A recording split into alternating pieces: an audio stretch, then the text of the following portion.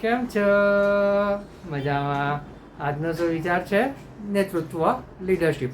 આ શું વિચાર ઓઆસિસ મુવમેન્ટ નામનું એનજીઓ કે જે એનજીઓ ચારિત્ર ઘડતરના શિક્ષણ ઉપર યુવાઓ અને ટીનેજર્સ માટે કામ કરે છે તેવા એનજીઓના one of the founding member અને વન ઓફ ધ ટ્રસ્ટી એવા શ્રી સંજીવ શાહ સાહેબે ખૂબ જ રીતે લખ્યો છે.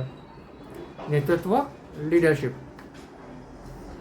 તમે તમારી જાત સિવાય અન્ય કોઈને પણ બદલી શકતા નથી.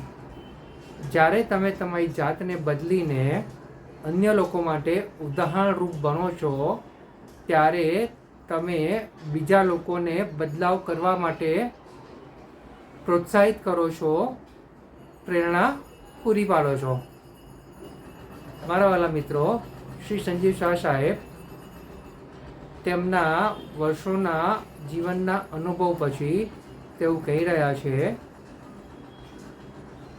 કે એક સાચું નેતૃત્વ, એક સાચો નેતા એ હોય છે કે જે સૌથી પહેલાં અઘરા રસ્તા ઉપર પોતે ચાલે છે, સાચા રસ્તા ઉપર પોતે ચાલે છે અને પછી જ તે અન્ય લોકોને તેવું કરવા માટે પ્રેરિત કરે છે.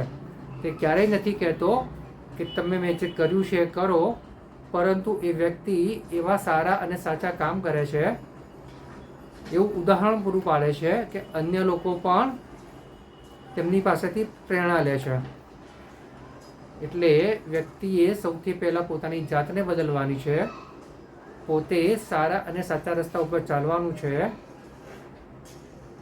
સાચી રીતે સફળતા, સંતોષપૂર્વક સફળતા પ્રાપ્ત કરવાની છે.